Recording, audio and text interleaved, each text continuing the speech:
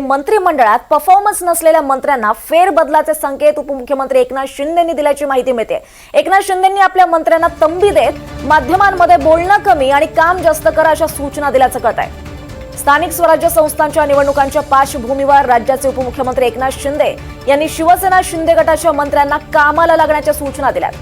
कृषी मंत्री माणिकराव कोकाटे यांच्या प्रकरणानंतर माध्यमांमध्ये बोलणं कमी आणि काम जास्त करण्याचा सल्ला एकनाथ शिंदेंनी आता मंत्र्यांना दिलाय। अधिक माहिती घेऊयात आमचे प्रतिनिधी अक्षय कुलकेलवार यांच्याकडून। अक्षय, आता मंत्रिमंडळात परफॉर्मन्स नसलेल्या मंत्र्यांना फेरबदलाचे संकेत उपमुख्यमंत्री एकनाथ शिंदेंनी दिलेत, काय अधिक माहिती?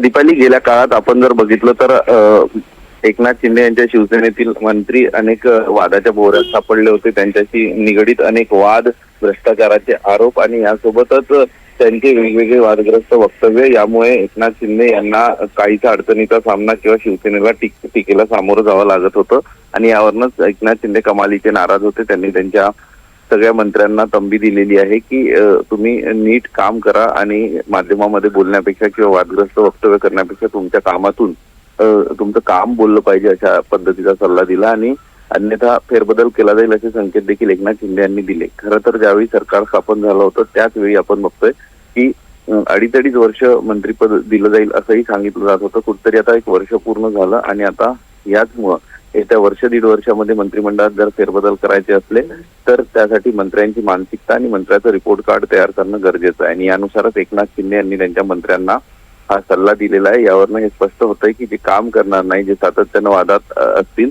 अशा मंत्र्यांच्या जागी खांदेपालट होऊ शकतं। त्यामुळे आता नेमकं एकनाथ शिंदे यांनी दिलेल्या सल्ल्यानंतर त्यांचे मंत्री कशा पद्धतीने कामाला लागतात हे बघणं महत्वाचं ठरणार आहे। दुसरीकडे स्थानिक स्वराज्य संस्था निवडणुकांचं टार्गेट देखील एकनाथ शिंदे यांनी दिलेलं आहे।